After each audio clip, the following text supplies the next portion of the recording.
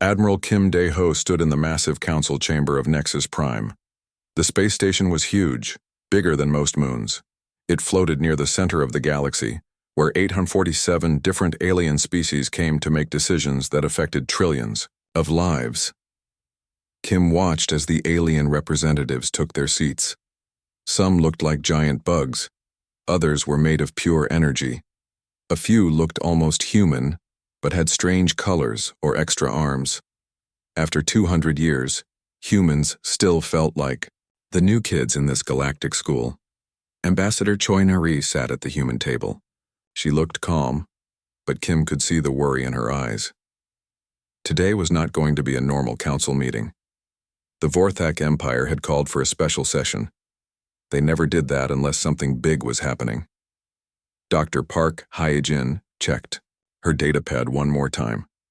As Earth's top scientist on the council, she had spent weeks preparing for today. The humans knew what was coming. They had heard the whispers in the hallways and seen the secret meetings between other species. High Counselor Vexthari called the meeting to order. The Vorthak leader was tall and thin, with gray skin and black eyes that never seemed to blink. His voice echoed through the chamber as he spoke. "Today we discuss a serious threat to galactic peace," Vexthari said. "The humans have been breaking our most sacred laws."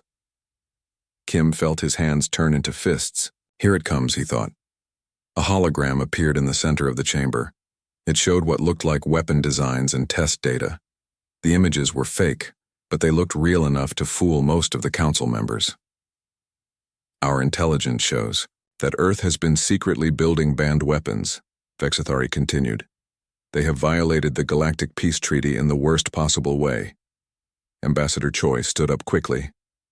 "These charges are completely false," she said. Her voice was strong and clear. "Earth has followed every rule of the treaty. We have never built banned weapons." Dr. Park activated her own hologram. It showed detailed records of every human research project for the past 50 years. "Our science is open for all to see," she said. "We have nothing to hide." But Kim could see it was too late. The other species had already made up their minds. One by one, they stood to speak against humanity. The Crystalline Collective said humans were too aggressive. The gas giants claimed humans spread too fast across the galaxy. The hive mind accused humans of being unpredictable. What hurt the most were the species that humans had helped. 50 years ago, the melodic singers were dying from a terrible disease. Human doctors had worked day and night to find a cure. They saved an entire species from extinction. Now the melodic singers stood to vote against humanity. The voting began. Each species announced their decision loud and clear. Kim watched the numbers on the big screen. 734 species voted to punish Earth. Only 113 voted to support humanity. The punishment was severe. No alien species could trade with Earth anymore. Human ships could not use the hyperspace highways that connected the galaxy. Aliens could search any human ship at any time. Worst of all, humans had to stay in their own solar system forever. "This is madness," Ambassador Choi said. "Humans have been loyal members of this council for 2 centuries. We have helped build the peace you all enjoy." "The vote is final," Vexthari replied. "Humans are now restricted to the Sol system. Any violation will be considered an act of war." Kim had heard enough. He stood up slowly and walked to the center of the chamber. His military uniform was sharp and clean. His face was calm, but his eyes burned with anger. "I have served this council for 30 years, Kim said.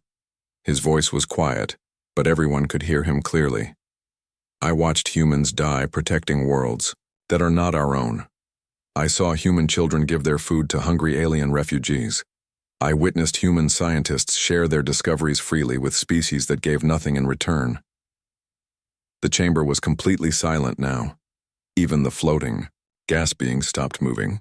"Today you have shown us what you really think of humanity," Kim continued. "You want to keep us in a cage because you fear what we might become. You punish us based on lies because the truth scares you." He looked directly at Vexthari. "Very well. The Terran Federation withdraws from the Galactic Council effective immediately. We reject your authority. We deny your right to judge us. Consider this our Declaration of Independence. Shocked voices filled the chamber. Some aliens seemed worried, but most looked pleased. They thought the humans were just throwing a tantrum like angry children. Kim smiled, but it was not a friendly smile. You wanted humanity contained to the Sol system? Congratulations. You have just made the greatest mistake in galactic history. He turned to face the entire council one last time. We came to you in peace. We offered friendship and cooperation. You have chosen to make us your enemy instead. Remember this day because it is the day you doomed yourselves. Captain Lee Taman was waiting outside the chamber with his security team. As Kim walked past him, the captain whispered, "Should I activate Protocol Omega?" Kim nodded.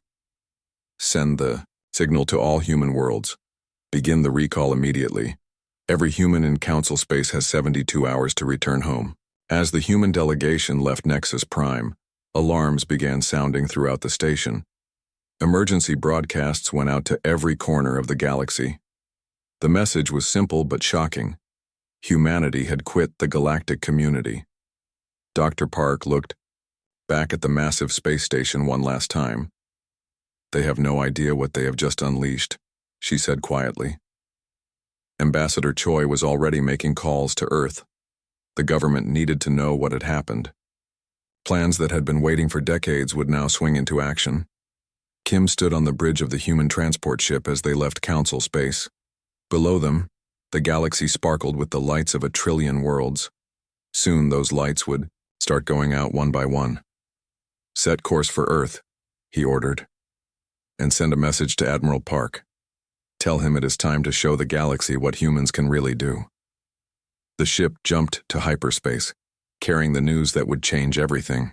Behind them, the aliens celebrated their victory over humanity. They had no idea they had just signed their own death warrant. News of Earth's withdrawal spread across the galaxy like wildfire. On thousands of worlds, aliens gathered around their communication devices to hear the shocking announcement. Most laughed or shook their heads. The humans were acting like spoiled children, they said. Without the Council's protection and trade networks, Earth would come crawling back within months. But a few wise aliens felt a chill of fear. They remembered human history and how dangerous humans could be when they felt cornered. On Earth, General Yoon Sang-wook received Admiral Kim's coded message in his underground command center. The general was old and gray, but his mind was still sharp as a blade. He had been waiting for this day for 40 years. Activate Protocol Omega, he said to his staff. Begin immediate recall of all human assets. Across the galaxy, hidden transmitters came to life. Secret signals reached humans on every council world. Teachers, doctors, engineers, shop owners, and ordinary workers all received the same message. Come home now. What the aliens did not know was that many of these civilians were not what they seemed. For decades, Earth had been placing special agents in key positions throughout council space. They worked as maintenance workers in military bases, as computer technicians in government buildings, and as researchers in weapons labs. Commander Bae Soo-jin led the most elite group of these agents. Her team was called the Ghosts because they could appear and disappear without anyone noticing. Soo-jin herself had spent 15 years working as a cleaning lady in the Vorthak military headquarters. No one ever suspected that the quiet human woman mopping their floors was actually memorizing their defense plans. Ghost teams, this is Control. Soo-jin spoke into her hidden communicator. Operation Homecoming is now active. Execute your extraction protocols. On the industrial world of Kepler Prime, Ghost Agent Kang Ho-jin worked as a computer repair technician. The aliens trusted him to fix their most sensitive systems. They never realized he was also installing tiny programs deep in their computer networks. As he packed his tools for the last time, Kang activated a special virus. It would sleep quietly for exactly 72 hours, then wake up to cause chaos. Dr. Lim Jae-hyun stood in his secret laboratory beneath the Swiss Alps. As Earth's top weapons researcher, he knew things that would terrify the Galactic Council. While the aliens thought humans only had simple weapons, the truth was very different. Show them the real projects, Dr. Lim told his assistant. The laboratory walls slid away to reveal massive chambers filled with impossible technology. Dark, matter manipulators that could bend space itself. Quantum computers that could think faster than entire alien civilizations. Weapons that did not just destroy targets, but erase them from existence completely. "How long have we been working on this?" the assistant asked. "Since the day we joined the council," Dr. Lim replied. "We knew this day would come. Humans are too different, too unpredictable for them to accept us forever." On the trading world of New Babylon, human merchants began closing their shops. The aliens who shopped there were confused and worried. Human goods were the best in the galaxy. Human technology was more reliable than anything the other species could make. What would they do without human products? Commander Su Jin infiltrated the central communication hub of the Kruger military fleet. For 3 years, she had worked there as a data analyst. The Kruger warriors respected her quiet efficiency. They never guessed she was copying their most secret battle plans. As Su Jin prepared to leave, she planted one final gift. It was a small device no bigger than a coin. In 3 days, it would take control of every Kruger warship in the sector. The proud warrior species would find their own vessels turning against them. Captain Lee Tae-min commanded the massive evacuation fleet. Hundreds of human ships moved through council space, picking up their people. The aliens watched nervously as the humans gathered their families and belongings. Some tried to convince humans to stay, offering better jobs and more money. But every human followed the recall order. "This is madness," said a crystalline collective representative to a departing human engineer. "Without your maintenance work, our power systems will fail within months." The human engineer just smiled sadly. "You should have thought of that before you voted to cage us," he said. At the melodic singer homeworld, the aliens begged their human doctors not to leave. The same doctors who had saved their entire species 50 years ago were now packing their medical equipment. "Please stay," sang the melodic singer leader. "We need you. Our people still get sick." Dr. Song Minna, the head human physician, looked at the alien with disappointment. "You voted to imprison my entire species," she said. "Did you think there would be no consequences?" As the last human ships prepared to leave council space, Captain Lee broadcast a message to every world in the galaxy. "People of the Galactic Council," he said, "you have 72 hours to reconsider your decision, withdraw the sanctions against humanity, and we can still part as friends. Refuse, and you will learn why humans are called the species that breaks everything." Most aliens ignored the warning. They were too busy celebrating their victory over the arrogant humans. But their celebration would not last long. In hidden corners of 10,000 worlds, tiny devices and secret programs waited patiently. Computer, viruses more advanced than anything the aliens had ever seen prepared to activate. Quantum bombs smaller than atoms sat in the power cores of major cities. Navigation systems on merchant ships carried special codes that would soon send them to the wrong destinations. General Yoon watched the evacuation from his command center. Reports came in from every corner of the galaxy. The recall was going perfectly. In less than 3 days, every human would be safely back in the Sol system. "Sir," said his aide, "the aliens are starting to realize how much they depended on us. Trade is already slowing down. Some worlds are reporting technical problems." "Good," General Yoon replied. "They wanted to see what the galaxy would look like without humans. Soon they will get their wish." As the last human transport ship crossed into Sol space, Admiral Kim sent one final message to the Galactic Council. "Your 72 hours begin now," he said. "Use them wisely. This is your last chance to avoid a war you cannot win." The aliens laughed at his threat. How could one small species fight against 846 united worlds? They were about to find out that humans had been preparing for this war for 2 centuries, and humans were very good at war. High Counselor Vex Thari stood before the emergency session of the Galactic Council. The massive chamber buzzed with nervous energy as representatives from hundreds of species discussed the human withdrawal. Many seemed pleased that the troublesome humans were finally gone, but others looked worried. "The humans are bluffing," Vexithari announced to the assembly. "They think we will panic without them, but we managed the galaxy long before they arrived, and we will manage it long after they are forgotten. War Commander Zolgoth of the Kruger Horde slammed his massive fist on his desk. The Kruger were proud warriors who lived for battle. Let them hide in their little solar system like scared children, he growled. If they dare to threaten us, we will crush them. But Chief Scientist Melodic Wind Through Stars felt something was wrong. The melodic singer had worked closely with human researchers for decades. She knew how clever and patient humans could be. They never made threats they could not keep. Perhaps we should consider their warning more seriously, she sang in her musical voice. Humans do not make empty threats. Vexithari dismissed her, concerns with a wave of his hand.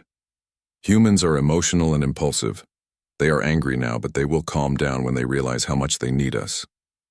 As the council debated, the first signs of trouble began appearing across the galaxy. On the mining world of Ferox 7th, the automated systems that sorted precious metals suddenly stopped working. The Kruger engineers tried to restart them, but the computers would not respond to any commands. At the same time, merchant ships in the Triangulum sector found their navigation systems giving wrong directions. Captains who had flown the same routes for years suddenly could not find their way to their destinations. Ships meant for the Centauri cluster ended up in empty space near the galactic rim. The problem spread quickly. Communication relays that connected distant worlds began failing one by one. Power grids on industrial planets flickered and died. Banking systems that handled trillions of credits in daily trade crashed without warning. Chief Scientist Melodic Wind Through Stars worked frantically in her laboratory, trying to understand what was happening. Her team had discovered strange patterns in the failures. Every broken system had one thing in common. It had been maintained or upgraded by human technicians in the past few years. The failures are not random, she reported to the council. They are following a specific pattern. Someone is attacking our infrastructure, and they know exactly where to strike. War Commander Zulgoth laughed at her report. You are seeing patterns where none exist.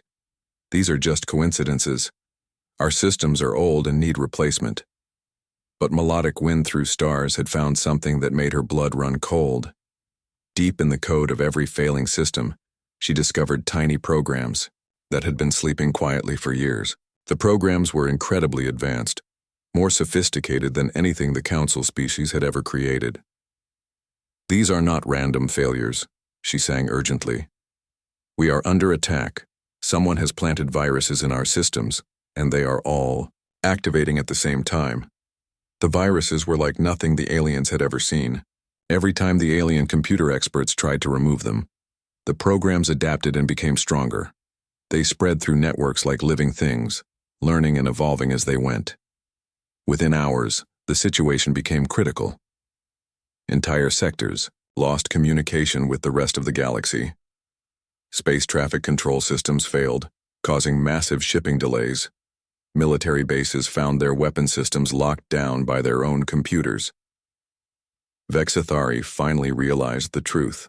The humans had not been just maintenance workers and computer technicians.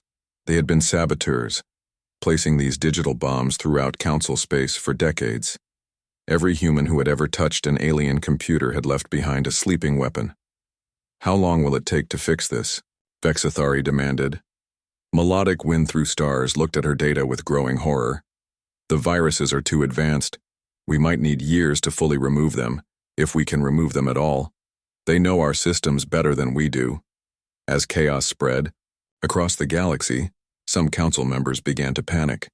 The Crystalline Collective reported that their power generators were shutting down randomly. The gas giants found their atmospheric processors failing.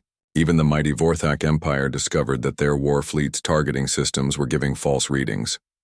We must respond with force, War Commander Zolgoth declared. Assemble the largest fleet in galactic history. We will go to the Sol system and force the humans to surrender. Many council members agreed. They were frightened and angry, and they wanted to strike back at humanity. The vote was quick and decisive. The council would send a massive military force to Earth. Admiral Torkesh of the Andromedian Navy was chosen to lead the expedition. He was given command of 10,000 warships from 200 different species. It was the largest military force ever assembled in the galaxy's history. "We will show these humans the price of defying the Galactic Order," Torkesh announced as his fleet prepared to depart. The fleet was impressive and terrible. Massive dreadnoughts the size of cities floated alongside swarms of fighter craft. Weapons that could destroy planets charged their power cores. Shields that could stop entire star fleets activated their protective fields. As the Armada departed for Sol space, Bexathari felt confident that the humans would surrender quickly. No single species could stand against such overwhelming force. The humans would see reason and agree to return to Council authority, but Melodic Wind Through Stars was not so sure. She had studied human history and knew they did not surrender easily. Humans had a saying, "It is better to die on your feet than live on your knees." She feared the Council was about to learn what that meant. On distant Earth, Admiral Kim received reports of the approaching fleet. His staff expected him to be worried or afraid. Instead, he smiled for the first time in days. "Admiral Park," he said to his second-in-command, "how long until they reach our system?" 6 days at maximum hyperspace speed, Admiral Park replied. "Perfect," Kim said. "That gives us time to prepare a proper welcome. Signal Dr. Song to activate the Sol defense grid and send a message to Captain Huang. Tell him to ready the Ghost Fighter squadrons." The aliens thought they were bringing 10,000 ships to crush one small planet. They had no idea they were flying into the most deadly trap ever created.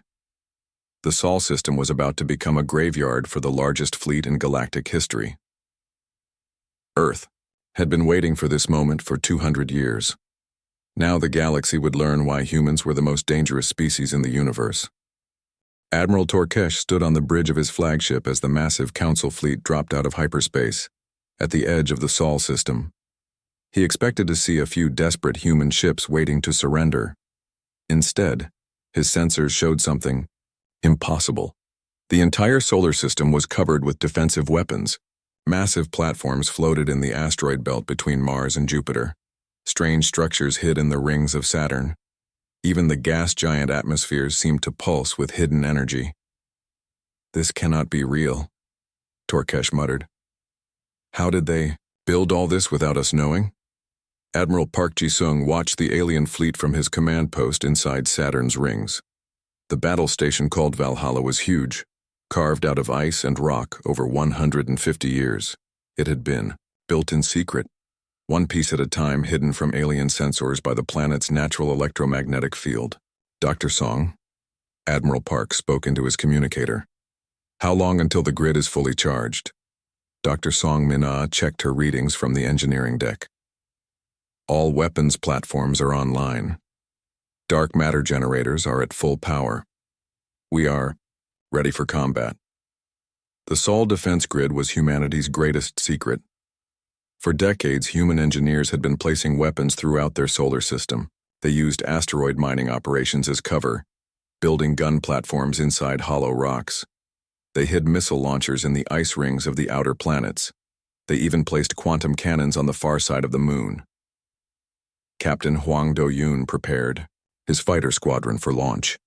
The Ghost Fighters were unlike anything the aliens had ever seen.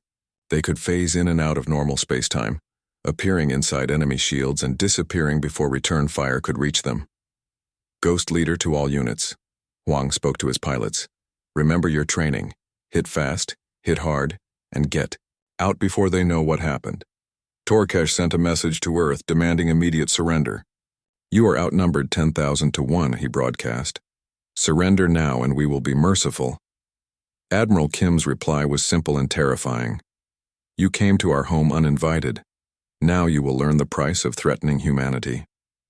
The battle began when Dr. Song activated the first layer of defense.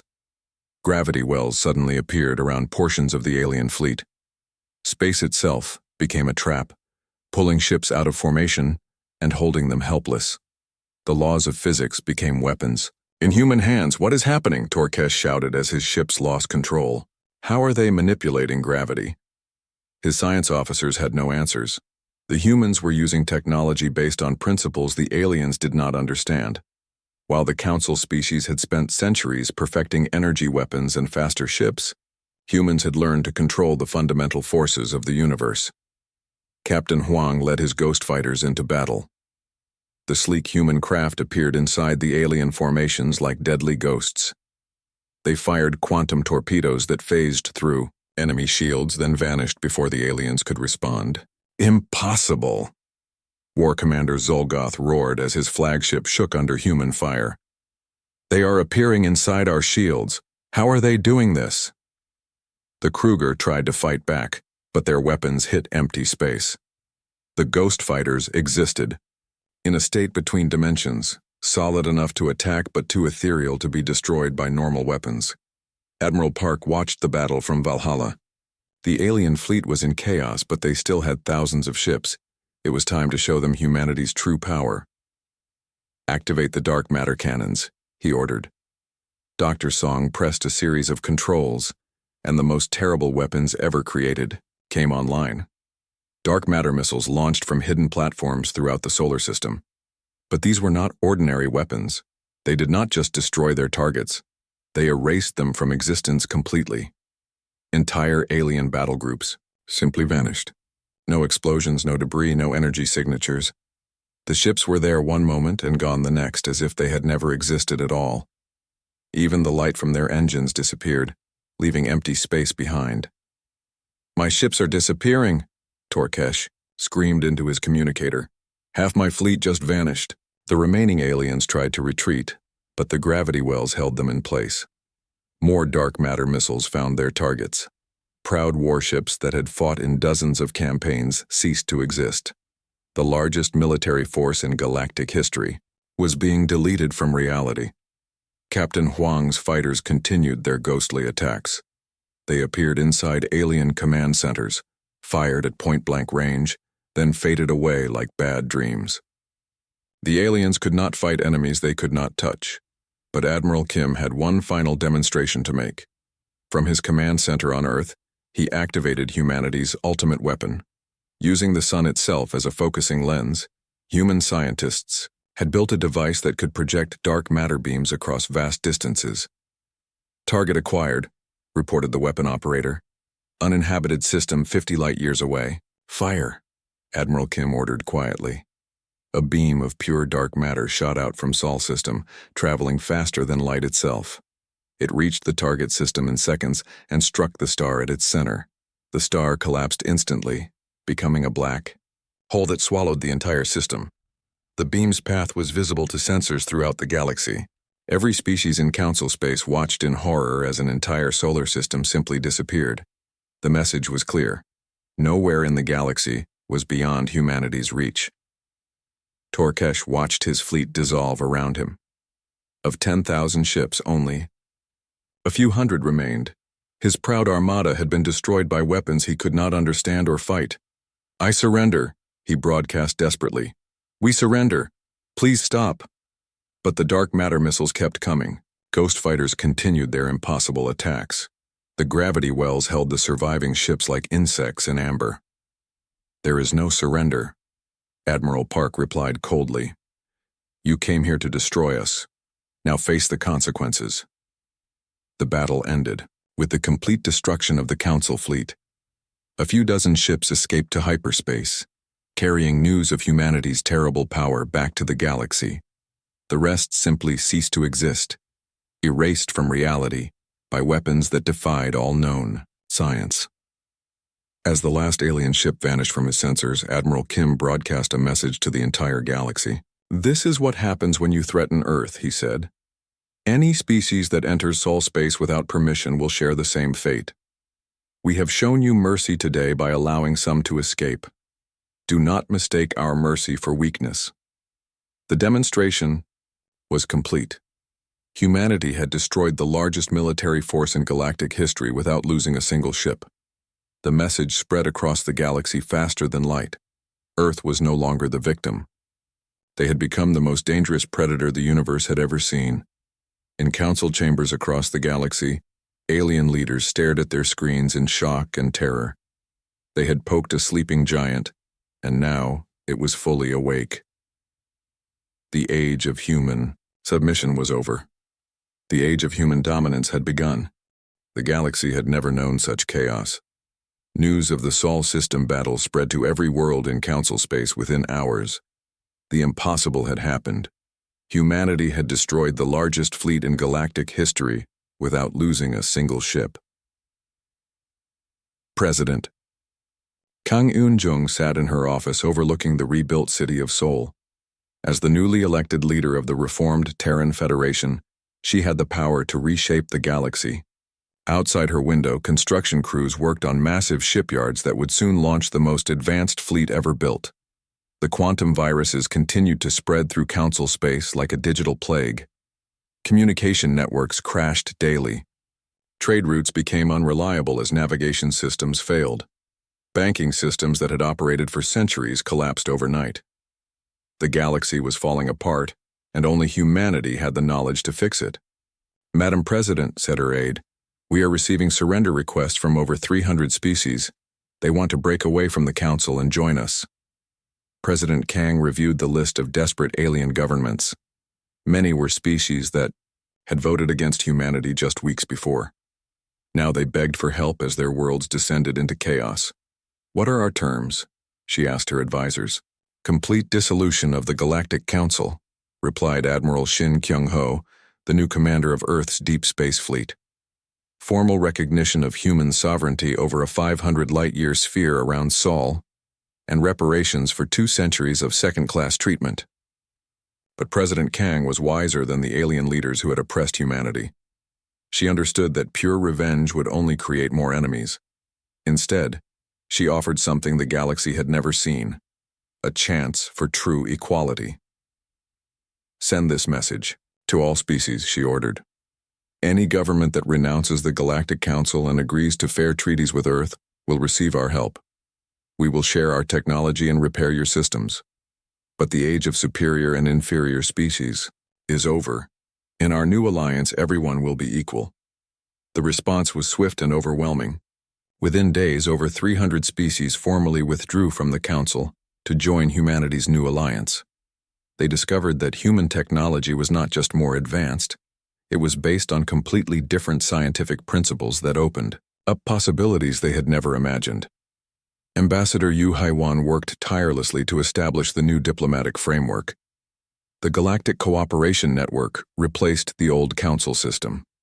Instead of a ruling elite making decisions for everyone, each species had an equal voice. Decisions were made by consensus, not authority. The old way failed because it was built on fear and control, Ambassador Yu explained to a gathering of alien diplomats. "Our new network is built on trust and mutual benefit." Admiral Shin led fleets of human ships to worlds that had accepted the new alliance. The ships carried advanced technology and teams of engineers ready to rebuild the damaged infrastructure. But they also carried something more valuable: hope. On the industrial world of Kepler Prime, human technicians worked alongside Kruger engineers to repair the damaged mining systems. The proud warrior species had been humbled by humanity's display of power, but they found that humans treated them with respect rather than contempt. "Your people fight well," said War Commander Draktor to the human engineering team leader. "We misjudged you. We thought you were weak because you sought peace." "Peace requires more strength than war," the human replied. "Anyone can destroy.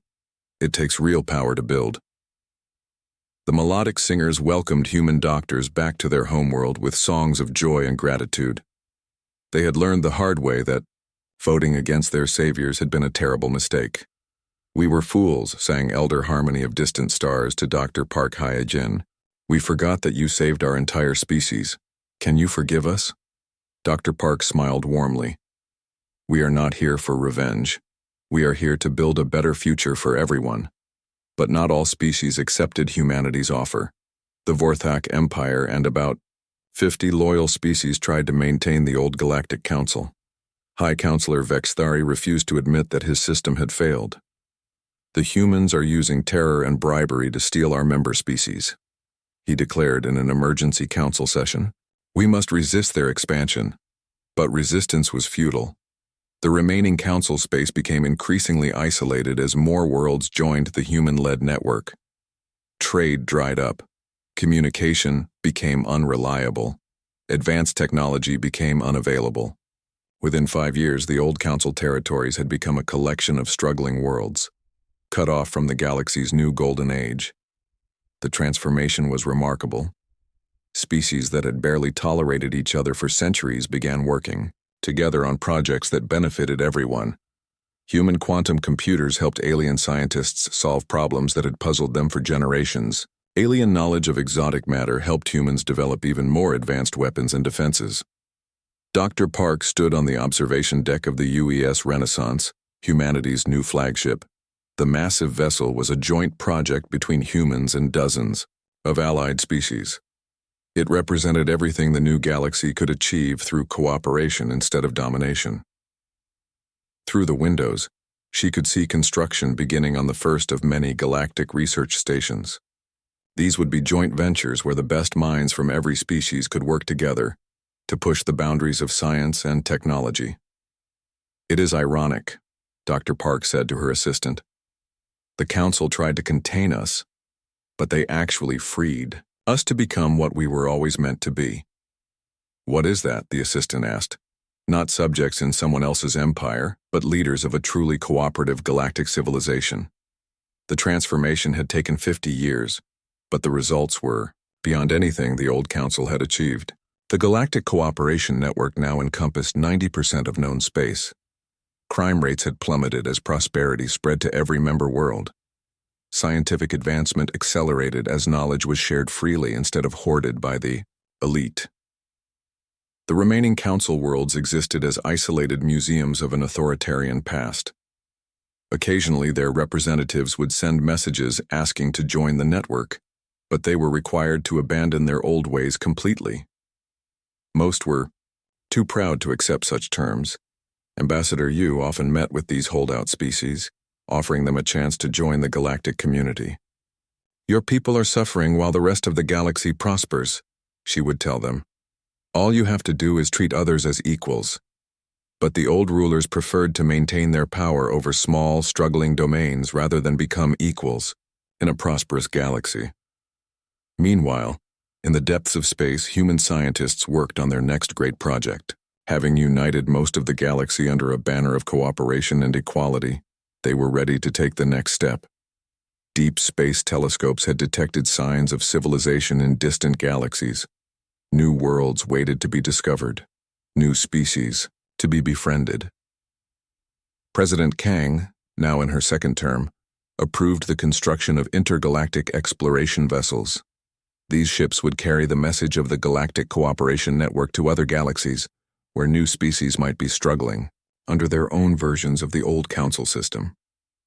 "The universe is vast," President Kang said in her announcement. "There may be countless species out there who need to learn that cooperation is stronger than domination." As the first intergalactic ship prepared for launch, Dr. Park reflected on how far humanity had come. They had started as junior members of an oppressive galactic government. Now they led a network that spanned most of known space and was reaching out to touch other galaxies. The Council had made one critical error. They had underestimated what humans could achieve when they were truly free. They thought caging humanity would keep them safe. Instead, they had only delayed the inevitable. Humans did not just break their own chains, they broke everyone else's too. The galaxy learned too late that you should never try to contain a species that values freedom above all else. Because when such a species finally breaks free, they do not just liberate themselves, they liberate everyone